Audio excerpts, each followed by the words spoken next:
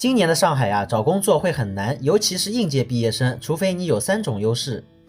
Hello， 大家好，我是王秋库。那么2022年呢，我觉得可能是上海最近几十年来啊，就业形势最难的一年。那为什么这么说呢？还是多多少少啊和疫情有点关系。你看这2年，因为这个疫情啊，上海有多少公司或者企业啊被逼得倒闭了？就算是能熬下来的公司啊，那也多少得扒层皮啊。裁员、降薪、减少招人，再加上今年上海的各行各业呢，也都多多少少停摆了2个月左右啊，可谓是给原本就不太好的就业环境啊，又雪上加霜了。你像，尤其是今年的上海应届毕业生啊，比往年数量还要多，那这个工作啊，自然就不好找啊，竞争实在是太激烈了。因此在这种情况下呢，无论是应届毕业生还是找工作的朋友啊，你拿什么去竞争啊？你得拿出自己的优势来啊。那么接下来呢，我也是总结了一下啊，今年如果要在上海找一份好工作的话，你必须要具备这3个优势。你哪怕有其中1个优势啊，那么你找工作呢也就稳当了。那第一个优势呢，就是你的专业啊，有很多网友就说了，今年找工作啊，有些专业还是非常吃香的。你例如像计算机、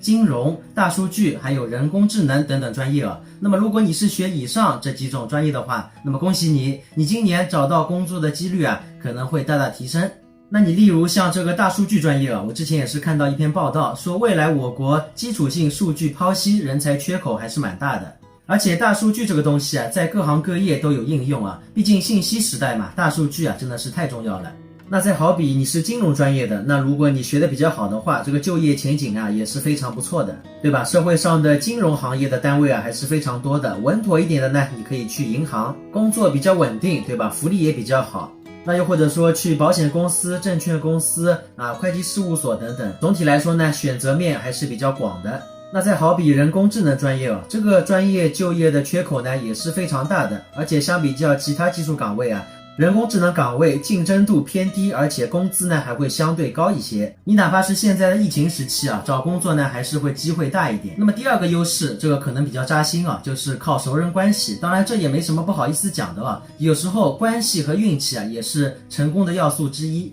你哪怕找工作也一样啊，放在今年这种环境啊，应届毕业生，你作为一个小白来说，想靠自己找到工作啊，还是比较难的。你毕竟今年的岗位啊，确实是没有去年这么多啊，再加上去年还有一波大学生啊，还没找到工作呢，全挤在今年了，那你说这个竞争有多激烈？因此我觉得有熟人做介绍啊，肯定更好一点，对吧？可以让你更快的了解公司啊，工作呢也可以更稳定。反正我觉得这没什么不好意思的。在没有找到工作的情况下呢，先去一家公司把自己给锻炼起来，这也不是坏事啊。等你稍微成熟一点了啊，再去考虑下一个阶段。当然有熟人介绍，你的水平也得达标才行啊，不然的话进了公司啊混吃混喝那也是不行的。那么第3种优势呢，就是你是否拥有金刚钻啊，你是不是比别人更优秀呢？这个道理相信我也不用多说啊，大家都知道，如果你是百里挑一的人才啊，相信你找到工作的机会啊肯定会大一些，有可能啊你甚至都不用去主动找，就有橄榄枝伸过来了。当然如果是以上这3种优势你都不具备的朋友啊，你也不要灰心啊，毕竟现在是互联网时代嘛，你也不一定非要找工作，那么自己做做自媒体，对吧？自己写写文章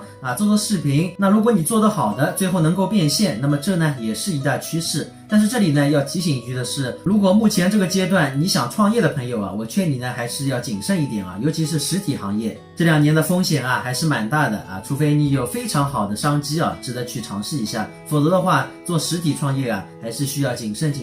再谨慎的。好了朋友们，那么大家觉得以上这3种我认为找工作需要具备的优势，大家觉得认不认同呢？啊，或者你有什么补充也可以在评论区告诉我。喜欢秋裤的也可以点关注点个转发，我们明天的视频再见吧，两个在外